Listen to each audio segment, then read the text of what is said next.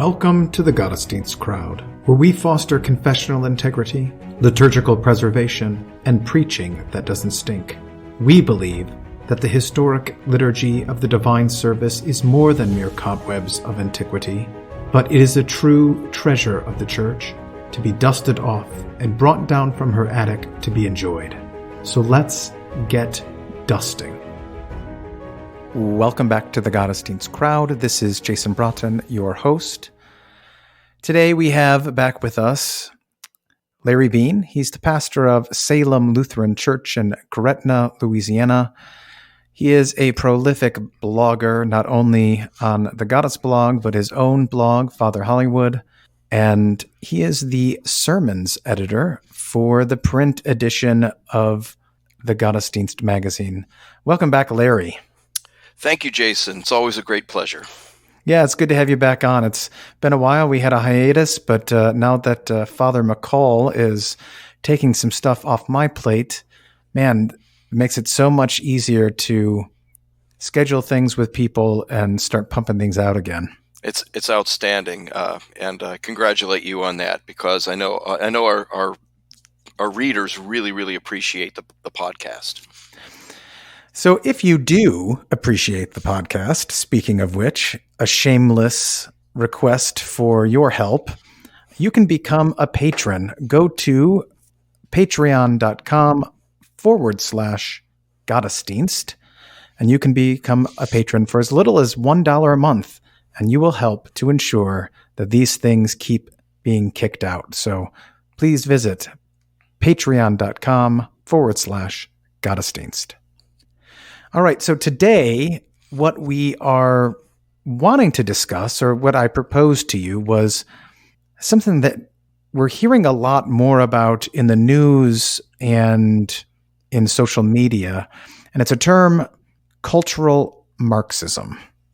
And so what I wanted to do is I just kind of wanted to get at what does that mean, right? How does it differ from regular Marxism? Which we tend to think of in economic terms.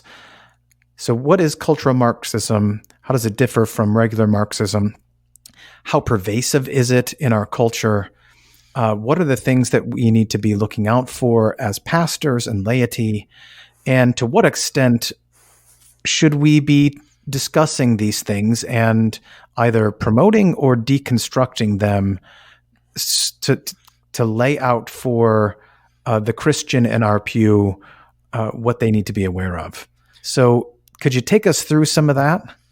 Sure. This is a huge topic. It's kind of a convoluted topic, but it's very important, especially for pastors who are trying to speak the Word of God in the cultural context that we have today, especially with all the cultural divisions that we are facing.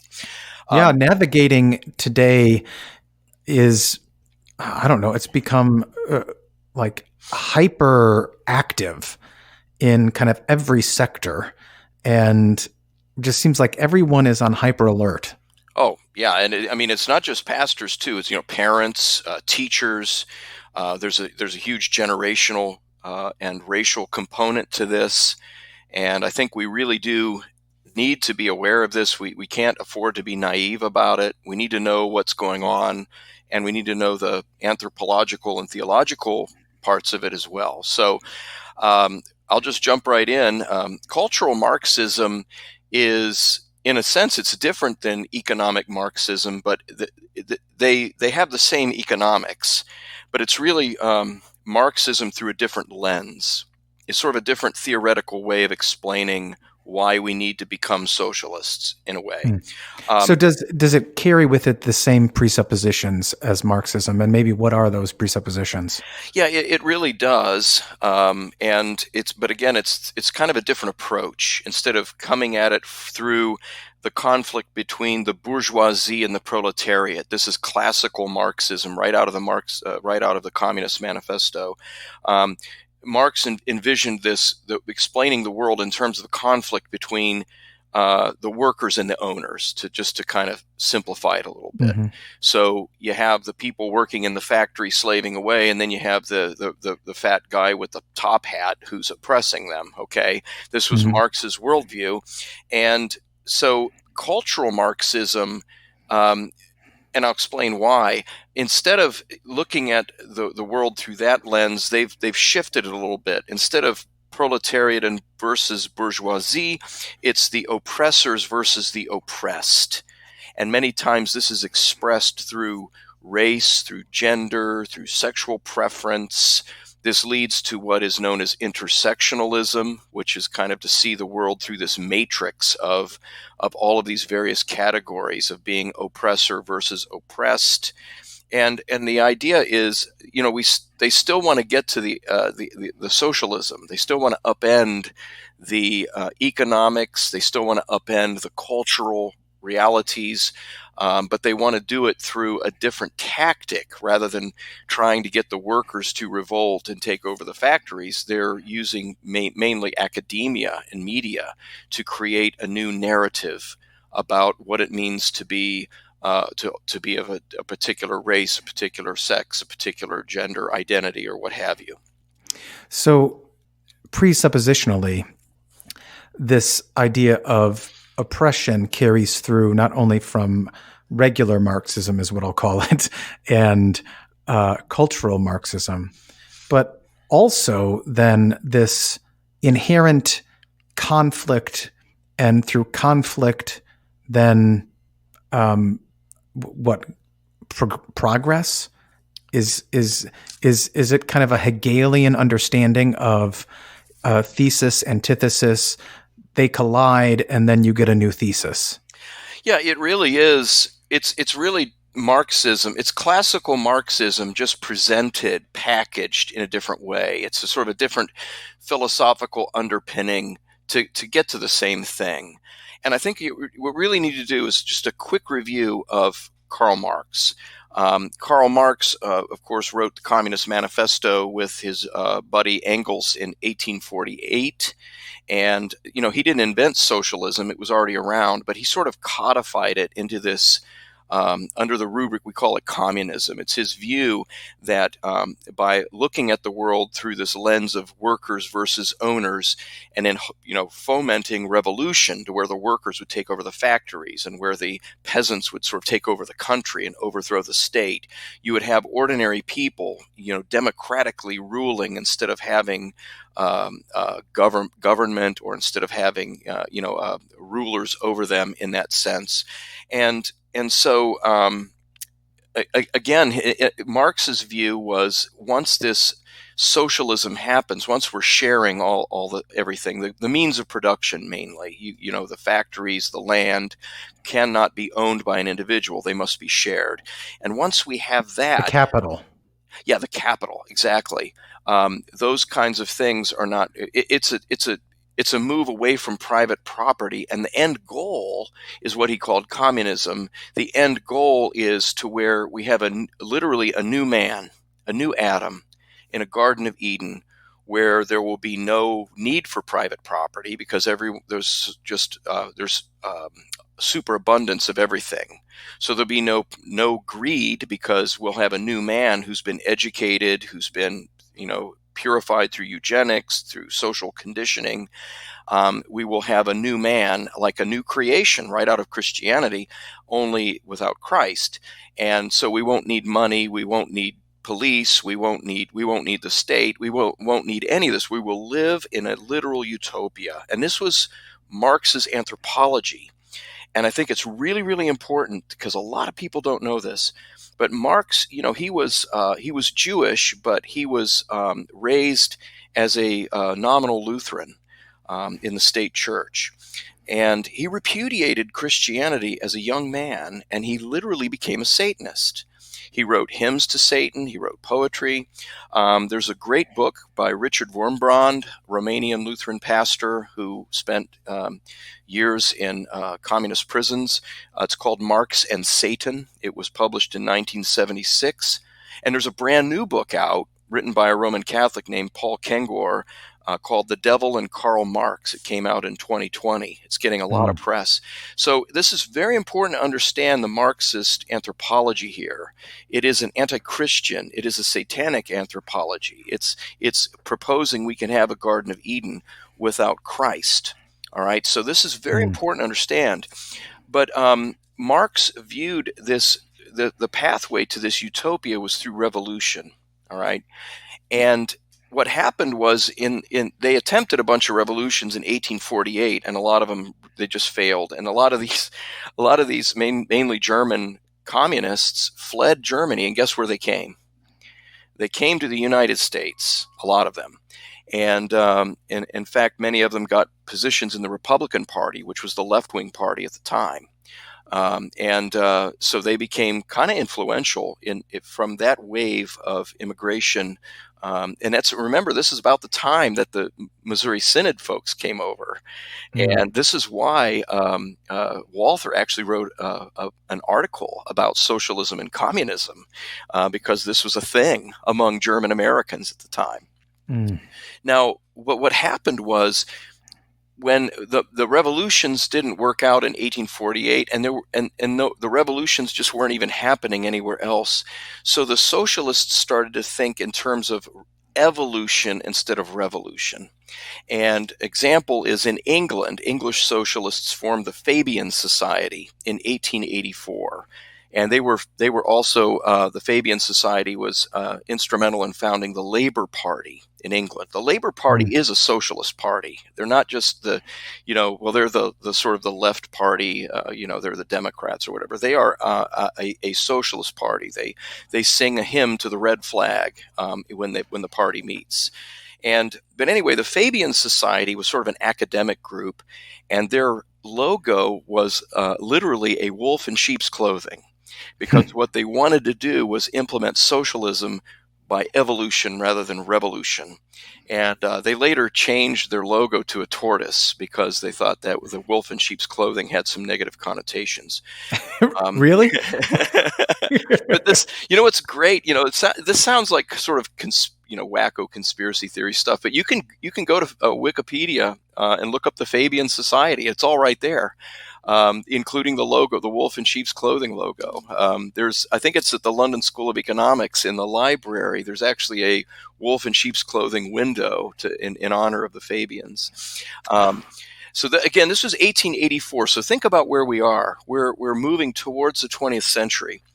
And then in America, there's a fantastic book that no one's ever heard of. I teach it at Wittenberg Academy. My students read it.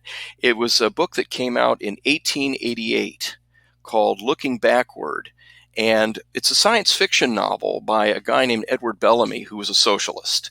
And in this science fiction novel, he's predicting what a communist America in the year 2000 would look like, what a socialist America in the year 2000 would look like. This book was the third bestseller of its time, behind only Ben-Hur and Uncle Tom's Cabin.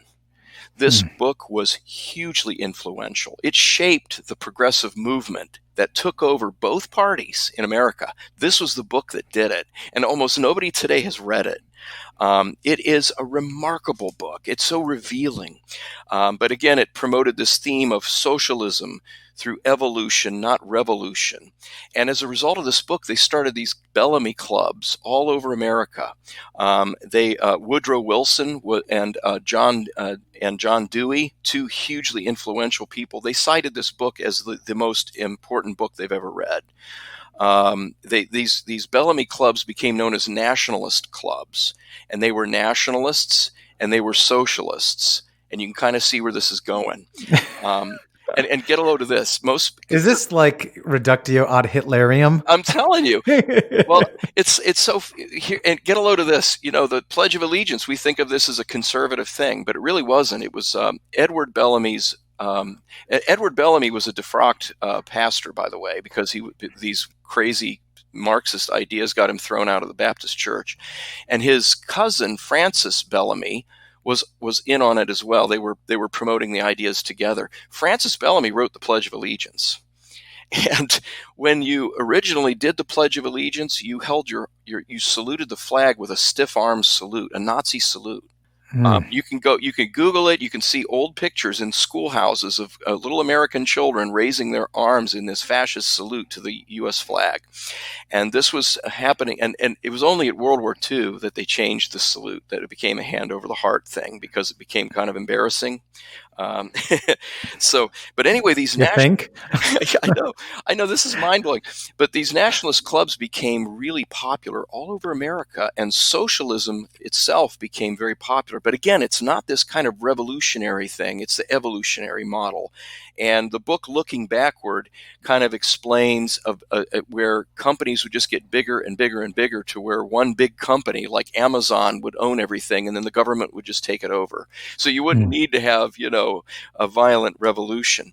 The next thing I have to mention, and I apologize because this is kind of, there's a lot of movements going on at the same time. No, that's fine. Yeah. But, this idea of evolution was already baked into regular Marxism. I mean, it wasn't simply by revolution that Marx saw these things coming about. He thought this was the natural progression of things. Isn't that correct? Absolutely, yeah. He took Darwin's ideas in biological evolution and applied it to a sense of social evolution. So evolution is a big part of Marxism, but he saw it mainly as coming about by violence. That there would be, yes, we would overthrow the capitalist system by violence, by revolution, and then once we're in charge, we're going to create this new man. So it is a both and, but the revolution just never happened, and so the followers of Marx took his ideas and said, let's kick off the move towards this. How people talk about the right side of history. It's this progressive view that history is moving towards an inevitable conclusion. And that inevitable conclusion is Marx's utopia. And the only way to get from here to there is to get rid of capitalism and move through socialism. And then socialism will make us better people, and we will have a utopia. Now, maybe not to the point where we get rid of money and get rid of, police and get rid of private property, like the song Imagine, the John Lennon song. But the idea is that we can have a fair society, a just society, a place of no oppression, a place where nobody's feelings get hurt, no microaggressions and all of that. It is all baked into socialism. It really, really is. And this distinction people make between socialism and communism is just nonsense. I mean, the whole point of socialism is to get us to this utopia called communism. It's all the same thing. But this next guy that I want to mention was very influential, and you can Google these people and you can find their biographies on Wikipedia and so forth, and they're generally pretty good. They're generally they may be a little more sympathetic towards them than I would be, but the facts are usually there. They haven't been scrubbed yet. And Antonio Gramsci was an Italian communist. He was born in 1891. He died very young, 1937. But he wrote a lot. In fact, he was, he was actually died in prison because he was trying to engage in a violent overthrow of the government. And so he wrote a lot about this evolutionary version of Marxism. And one of his followers, in fact, a guy named Rudy Dutschke. Rudy Dutschke also lived a short life. Communist revolutionaries, I think they probably have a tough time getting life insurance policies. But Dutschke lived from 1940 to 1979, and he coined this very important expression called the long march through the institutions. And that's really what cultural Marxism is part of, the long march through the institutions. In other words, we're not going to kick off socialism through workers, with pitchforks overthrowing the factory. What we're going to do is it's going to be gradual, like the Fabians with the wolf in sheep's clothing and the tortoise. It's going to be a slow process, but we're going to take over every institution in Western civilization. We're going to take over the church. We're going to take over academia. We're going to take over the grade schools. We're going to take over entertainment. We're going to take over politics. We're going to take over the local Democrat Party. We're going to take over the local Republican Party. We're going to take over everything and transform society from within while nobody even notices that it's happening. That's a Gramscian idea. And this guy, this guy, Rudy Dutschke, was a correspondent with this other fellow named Herbert Marcuse, who was part of what is known as the Frankfurt School. And the Frankfurt School is really where the rubber meets the road in bringing this idea of evolutionary Marxism to America. And so I don't know if you want to unpack some of this, but I do really want to talk about the Frankfurt School because that really gets us from here to there, and it's a very, very important concept. But I don't know if you wanted to. Well, what prompted them to change tactics in terms of beginning to jettison revolution for evolution? Well, it just wasn't working. The 48 revolutions in Europe were disastrous. And then you had the unification in Germany, like in 1870s, just was going a sort of a different. They weren't getting their communism, the Marxism that they wanted, and it wasn't happening quickly enough. There was an attempted revolution in Russia in, I think, 1905 that failed. And so, in the late 19th, early 20th centuries, they were all starting to get on board with this evolution instead of revolution. Now, the Bolshevik Revolution did happen in 1917, and there was a civil war in Russia and economic turmoil and so forth. But that revolution did happen, and so you had Russian communists who were still keen on this idea that they were going to spread communism around the world through revolution. But really, the Western socialists had kind of given up on the revolution idea at that point. I mean, Gotcha. The workers, think about this. Think about what life was like for a worker in America after the Industrial Revolution in the 1800s and then moving into the 20th century. The average wealth of a household was skyrocketing. Technology was booming. People's lives were just getting better through capitalism.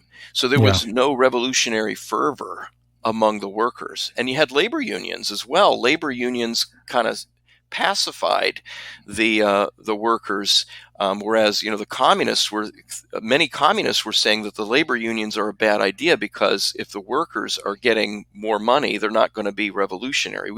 They ironically wanted the workers to be dirt poor and desperate because that's how you're going to get your revolution. Right. So the revolution just didn't happen, and so you had all these Western thinkers, these Western socialists were thinking, well, how can we get from point A to point B without a revolution? And I think that was really why they all kind of shifted strategy in a way. Mm-hmm. Yeah, well, let's talk about the Frankfurt School.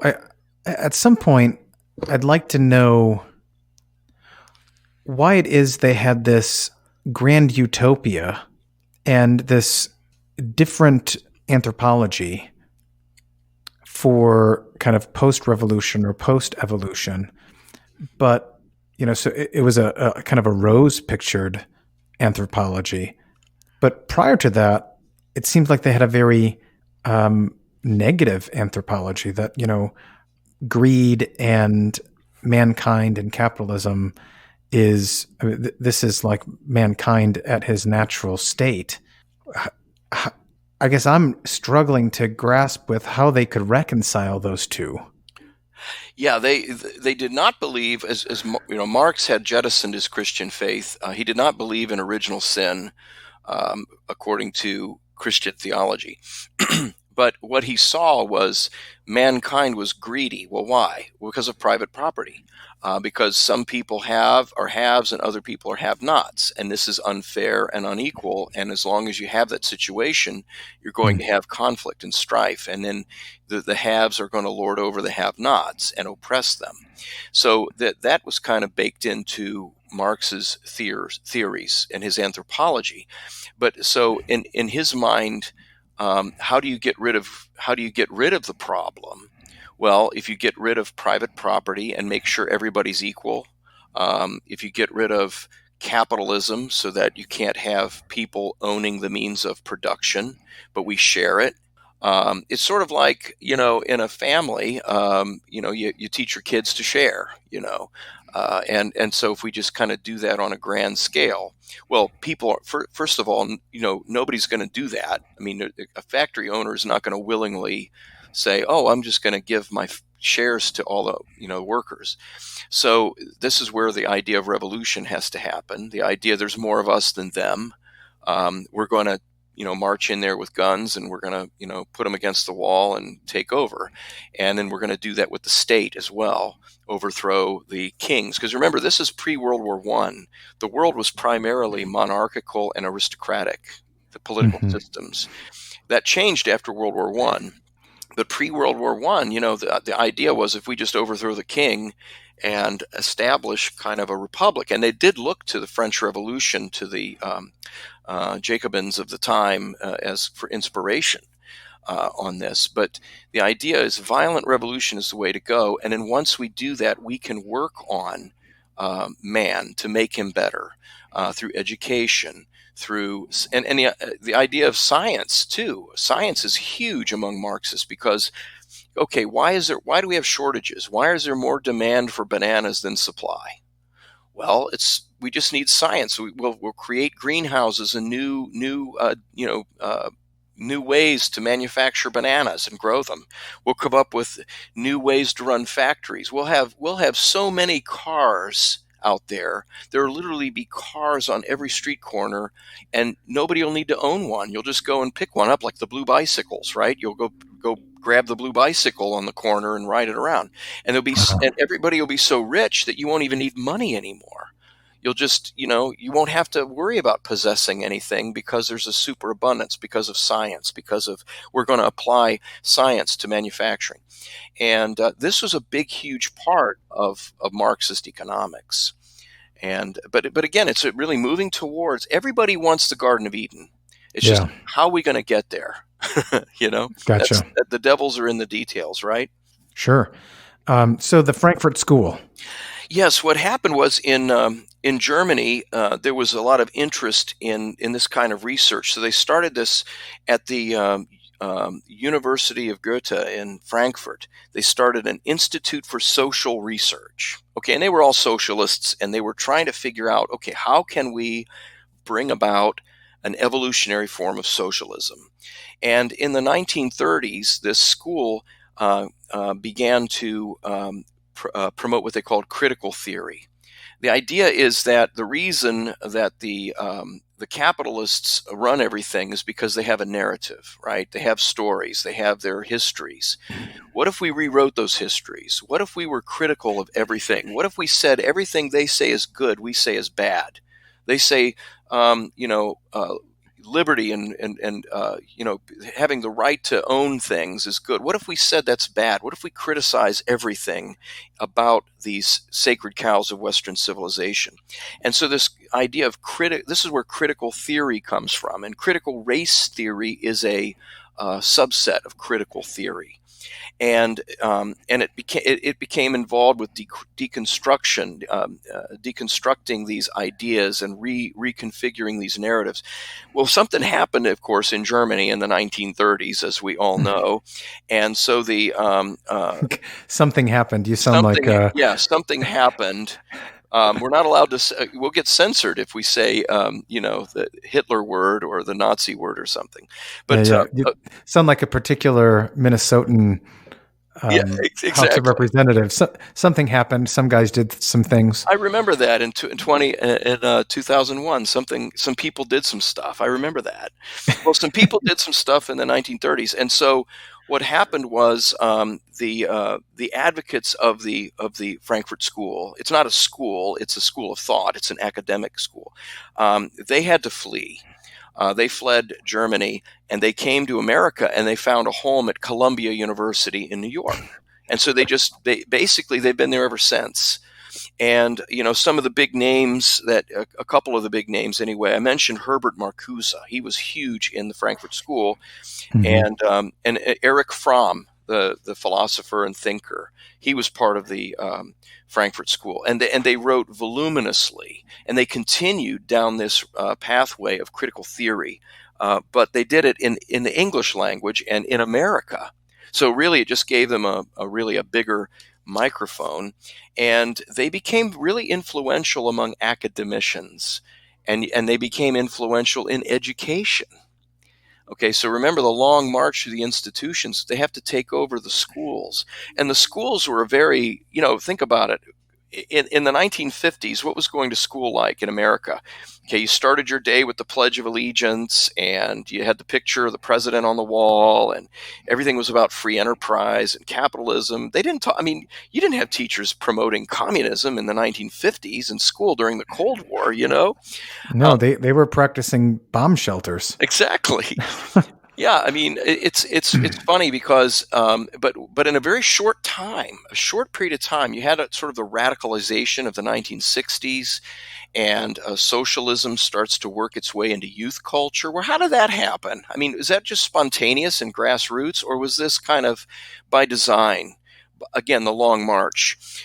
So teachers began to take on more radical ideas. It's funny because I remember I started university in 1981, and as a freshman, my sociology textbook had all of this intersectionality in it. It had gender theory in it.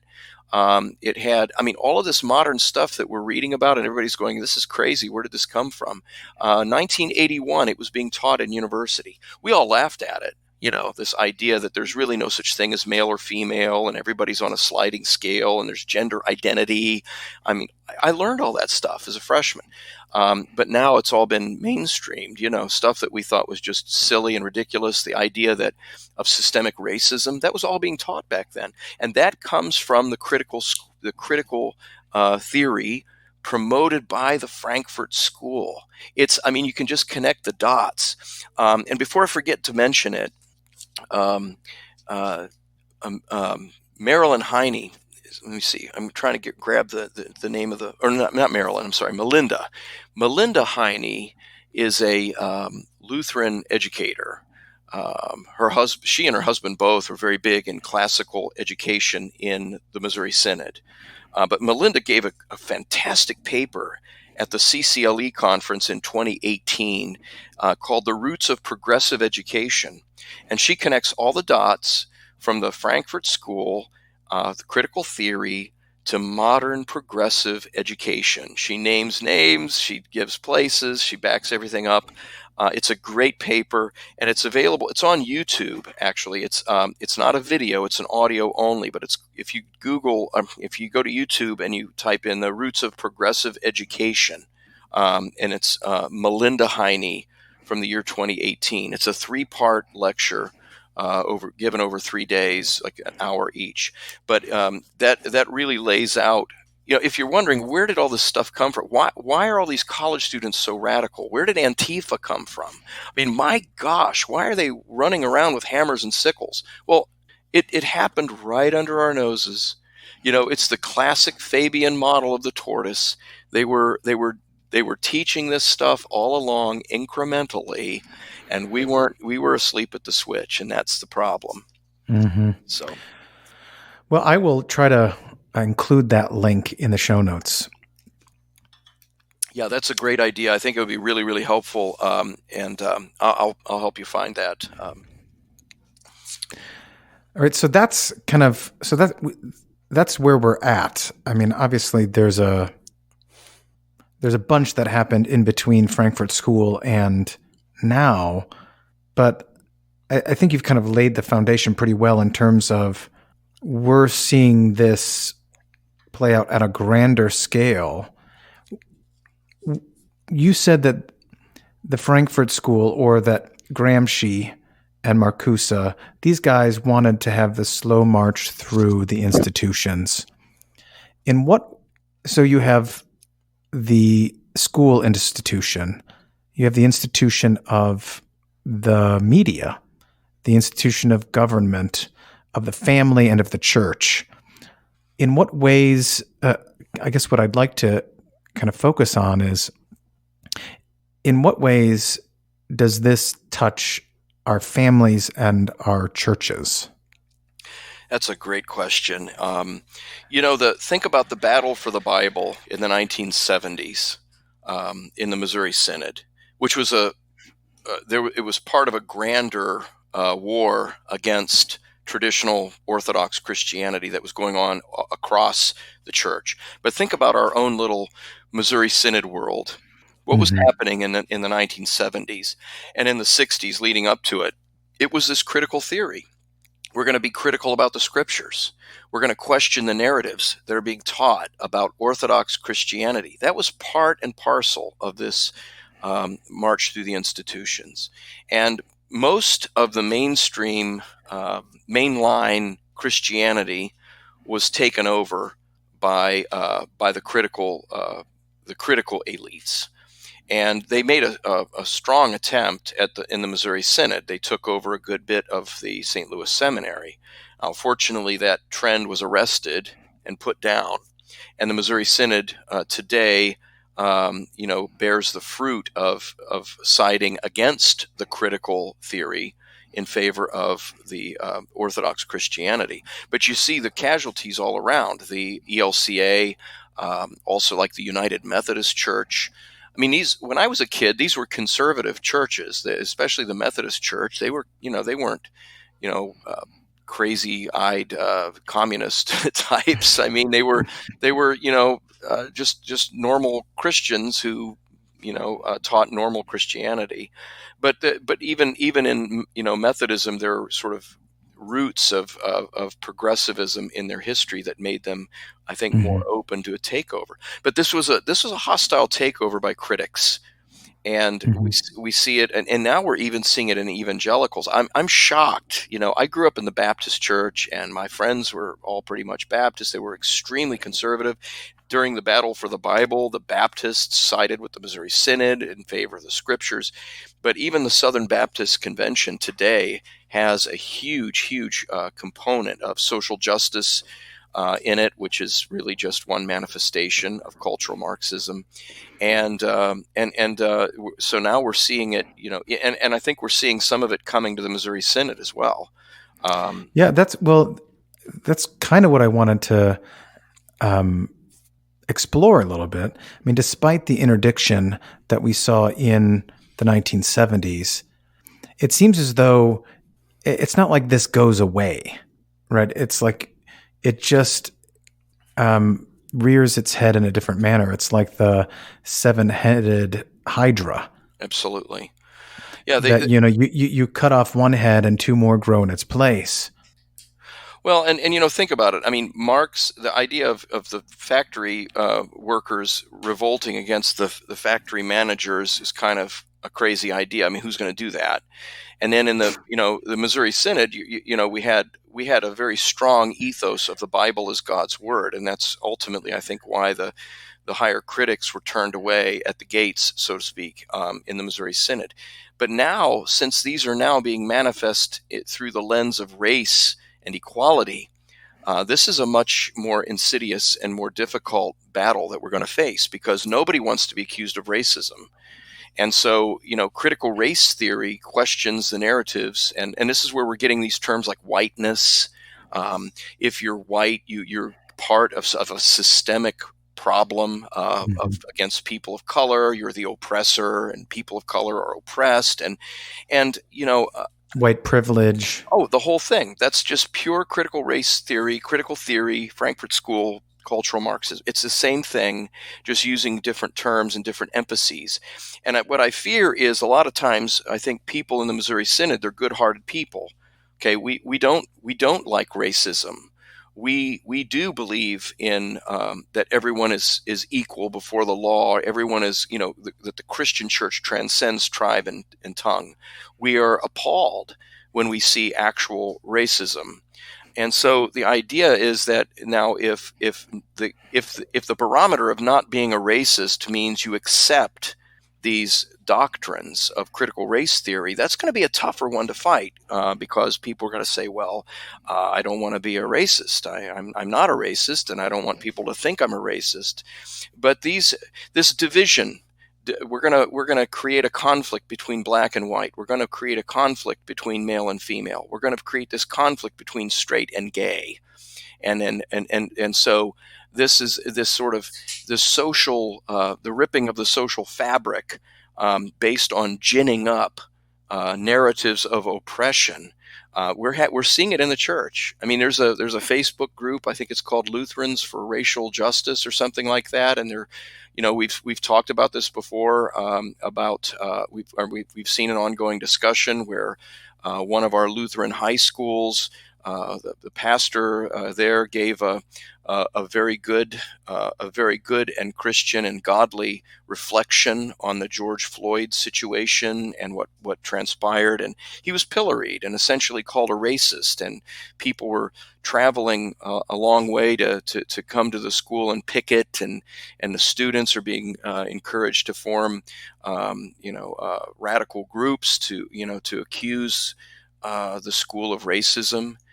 Even though the guy in charge is a black guy. I mean, it's just sort of this exercise in how preposterous can the narrative get, and I think right now the CTCR is sort of taking up a topic. I don't know the exact name of it, but they're taking up the topic of this idea of systemic racism, and I think this is part of the danger because again.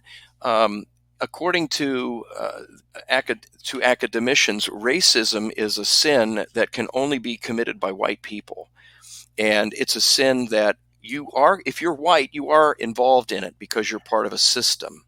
So it's a sin that you can be accused of simply by the color of your skin, and it's a sin that you're exempt from by the color of your skin. Mm-hmm. This is a very anti-Christian, dangerous, insidious, divisive, that in itself is a sin of partiality.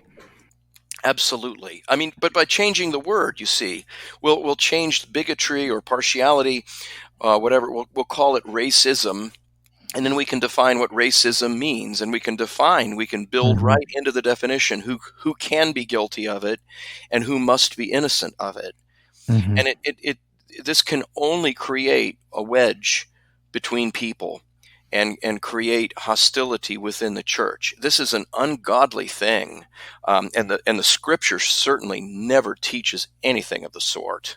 Mm-hmm. And so that's part of the challenge that we have today. Yeah. So going back just briefly, when you had the switch from moving towards this utopia by revolution and moving instead to try to move towards it by evolution, it kind of seems as though, at least now, that we're seeing a revolutionary boiling point happening in terms of it's not just going to be by the slow march through the institutions, but is it just that there's enough people who have kind of signed on to this understanding of the world that they're no longer willing to do the slow march and they want to take it by force? That's a great point, and I think that it brings us back to something you'd mentioned earlier about the Hegelian dialectic. The Hegelian dialectic is this idea that you have a thesis, and then you have an antithesis, and then these two ideas sort of battle it out, and you end up somewhere in the middle with a synthesis. And then mm-hmm. the process repeats, and this is how you have progress. This is why history moves in a predetermined direction, and that you must be on the right side of history because we can see where this is all headed, and you may as well not resist. And so I think that this is kind of part of a strategy. You have the academic socialists working the schools, working the churches, working the institutions, working entertainment, working books, media, whatever, and then I think you have the other wing is the violent wing, and what they're doing is they're basically using violence to push people along. It's like either you embrace what we're teaching, or you shift your narrative, or else something very bad will happen. And it's kind of a pincer movement. I mean, it's really a classic kind of strategic thing, and the academicians can keep their hands clean if they want to. I mean, they can say, well, we're not promoting any violence. Wink, mm-hmm. wink. The politicians can do the same thing. I mean, well, look, Antifa is just an idea. I love this idea that the memes that you see where you see these images from the storming of the beaches during World War II, and these are the original Antifa.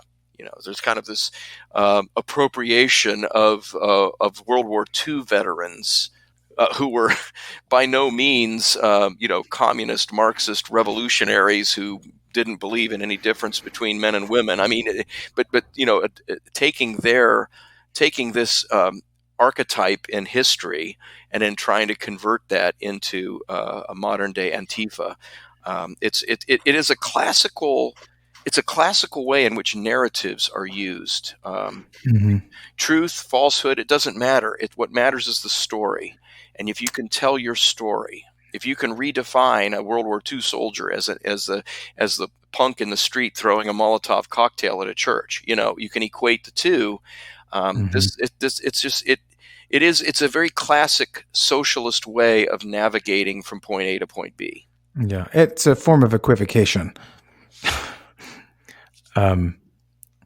That we just have two separate terms, but we use the same vocables for it, and suddenly they become melded in our mind. It's a very Orwellian kind of approach, I'm amazed at how much of this they get away with, because it used to be everyone read 1984 and we would all laugh, but it's like, I think there's a lot of people that have never really read it or something, and they're just being manipulated through the use of language, through the use of a counter narrative that can easily be disproven. And it's what we're seeing is truly revolutionary in the sense that it is attacking the very roots of how we think in the West and how we think as Christians, as Americans. Our understanding of something as basic as private property, or what it means. What does the seventh commandment mean? These very basic things are being questioned now, and a lot of our young people are really. They have been brainwashed from the time they've been, preschoolers. They've been brainwashed with these ideas in their schools, even in Lutheran schools. And now we're starting to see it bear fruit. All right. So how does this manifest itself in the family? Is it just because of schooling that the children go through, or is there a larger attack on the family going on as well? Well, the family has always been in the crosshairs of socialism since day one, and a lot of great dystopian literature, like Brave New World, for instance, and 1984 to an extent, kind of highlights the idea that the state must dominate the family, and so there is a push for that. But also in entertainment. I mean, do you remember, it wasn't all that long ago that we thought Disney was just wholesome children's entertainment. It was, Mickey Mouse and whatever. And but now they're promoting an agenda along the lines of cultural Marxism, pushing a gay agenda, pushing a particular race narrative and that sort of thing, and kind of adding on to this sort of it's one thing to promote, let's promote all races equally and show harmony and all of that. But there's a subtle message of, whiteness is bad, heteronormativity is bad, this sort of thing. But the cartoons, the movies, the TV shows, even Sesame Street, the messages they get in school. Look at sports. There's just this onslaught of a philosophical blitzkrieg that's going on, and that's a great point for it. Yeah, and our families, I think sometimes I think parents are a little naive. They don't realize just what kind of poison their kids are getting, because they think, well, they'll put them in front of the TV. It's the Disney's on, put them in front of the TV while I go do something else, and I think they really don't see the extent of how much damage this has done culturally especially to family life, the roles of the sexes. It's funny. You pick up any kind of publication and you just look at the pictures, it's not realistic. It's promoting a particular utopian agenda that almost makes it like if you're a young white male and you're heterosexual and you're a Christian, I mean, you're basically taught to loathe yourself. And then when you get to college, you may even have to go through one of these struggle sessions in university where you have to stand up and talk about how bad you are. I mean, this is becoming common in universities. So, but I think that we, most ordinary people, I think these ideas are so foreign to us, as to parents in particular, that we just kind of take for granted that our kids are not going to fall for all of this stuff, or we just ignore it. But I think we do that at our peril. I think we really have to come to terms with just how far the rot has gotten culturally. Yeah, I think that it's more of ignoring, because if you don't ignore it, that means you have to do something. And so it's probably, right. So it probably has something to do with what ignorance is bliss, the idea that if I know about something, that means there's a particular action that must be taken. And do I really want to go through that work? Yeah, and and the old answer is, well, we'll just send our kids to Lutheran schools and they'll be safe from this. Well, they're certainly not as bad as public schools, but but if our teachers are being trained in the progressive education model, where did that come from? And there's going to be elements of that in their teaching. If they're teaching kind of a similar curriculum to the public school model, there's going to be elements of this. It's inescapable. And our Concordias are not.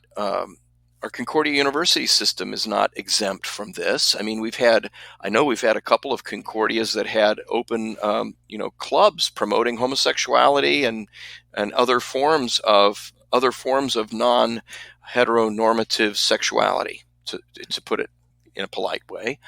I mean, how can you have a student club advocating polyamory or gay marriage or whatever in a Lutheran context, and with the endorsement of the university? I know one of our universities has a women and gender studies department, and the lady that started it actually gave a talk. I wish I could remember where it was. I was looking for it the other day and couldn't find it, but she gave a talk or wrote a paper about basically how I started a women's and gender studies department in a Midwestern conservative Christian university. Like, this was a big pat on the back. Like, boy, I wheeled in that Trojan horse right under their noses. Wasn't this great? Like, why are our institutions part of this long march? We should be rebelling against it the way that they did in the 1970s against the higher critics in our seminary. I mean, we should come down on this stuff like a ton of bricks. We should not be entertaining this, but it's in the air we breathe, and that's what makes it so tough. So, jumping off from what you've just said, what is the faithful pastor to do in his teaching and preaching? How does he steal the hearts and minds of his own people, his own parishioners, the Christians in his pews and in his Bible classes? How does he begin to unfold this and make them aware of all of these things and their not only unbiblical but anti-biblical presuppositions and foundations? This is a great question as well. And there's a temptation to say, well, this is politics and we're not going to talk about politics. We're just going to talk about the gospel. And I think that's kind of the ostrich head approach. There's politics involved. There's economics involved. But what is the end goal here? The end goal is an alternative route to the Garden of Eden. At its core, Marxism is a satanic doctrine. And this isn't just one alternative political choice. Okay, in other words, hey, you can vote for the Democrats or the Republicans, the Libertarians, or vote for the Satanist party. It's all the same because it's politics. You know what I mean? So I think that especially the cultural Marxism, we have to confront it. and we need to talk about it because it is an unbiblical worldview. It does promote racial division. It does promote an unbiblical view of the roles of the sexes. It does promote unbiblical sexuality, and we shouldn't shy away from this. Shame on us if we do. I'm not saying we get in the pulpit and start talking about cultural Marxism, but certainly in Bible class, in things that we write for a church newsletter and stuff we put on social media, and it can be worked into sermons as well as part of confronting Satan and upholding a biblical worldview. I mean, I think, again, parents need to be, first of all, they need to be aware of what's happening. And secondly, they need to have the courage and the integrity to raise their children to be willing to stand up in some cases to be ostracized for the sake of condemning this unbiblical doctrine. Because that's really what it is. It's a competing religion. And there is no synthesis between critical theory and Christianity. There is no synthesis between Marxism and Christianity. It's either one or the other. I mean, we believe in the seventh commandment, private property. You can't have Marxism that denies private property. It will not work with a Christian worldview with a biblically based understanding of the world. There is no antithesis that we're going to synthesize with. We have to resist that and hold on to our thesis. There's no antithesis to Christianity. That's the thesis. That's what we teach. And if we stick to the thesis and we never allow an antithesis to influence us, we will teach the same faith that Christ taught, that the apostles taught, that our grandfathers taught. Christ doesn't change and the gospel doesn't change.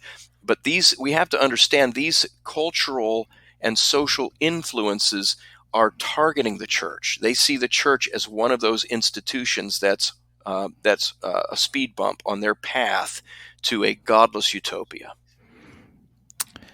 I'm reminded of what St. Paul says to the Ephesians. At the end of his book to the church at Ephesus, he says, "Finally, be strong in the Lord and in the strength of his might. Put on the whole armor of God, that you may be able to stand against the schemes of the devil. For we do not wrestle against flesh and blood, but against the rulers, against the authorities, against the cosmic powers over this present darkness, against the spiritual forces of evil in the heavenly places. Therefore take up the whole armor of God, that you may be able to withstand in the evil day, and having done all, to stand firm. Stand, therefore," he continues. It seems like we're at that moment, as we always are, when we must, again, be reminded that our battle is one of defense. The offense has already been won, right? Jesus has already died and he is raised from the dead. The battle is won. It is our duty to stand firm in those things against every scheme and plan that our adversary would throw against us. And this, cultural Marxism and even real Marxism, seems to be the one that is being thrown at us today. What are your thoughts?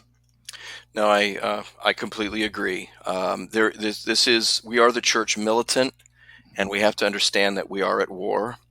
And we have to understand that in war, there is strategy. And cultural Marxism is a strategy. It's a strategy used by Satan to undermine the church, to undermine our culture, to undermine the underpinnings of Christianity. It's a strategy to divide people. It's a strategy to create chaos out of order. And that is a purely Luciferian idea, to create chaos out of order. We worship a God of order. We worship a God of love. And we are the ones that are inclusive. That is our narrative because it's true. We Christians are all over this globe, people of every race, color, language. That's the church. That's who we are. And we worship Jesus. And there is a utopia that we will achieve in the new heavens and the new earth under the kingship of our Lord Jesus Christ. And we really do need to reject all other alternative pathways to get there. And that's really what Marxism is. That's really what cultural Marxism is. It's a way of using our own institutions to subvert what we teach as Christians. And we have a duty to our children, to our neighbor, and to the Lord himself that we will stand firm against it. Yeah, watch out for the wolf in sheep's clothing, as you've already told us. Yeah, exactly. Well, with that, Larry, thanks so much for your time. And thank you also for taking us through in quite a nice, short discussion of what cultural Marxism is and how it's rearing its head today. So thank you. Well, thank you, Jason. Thank you for bringing up this important topic.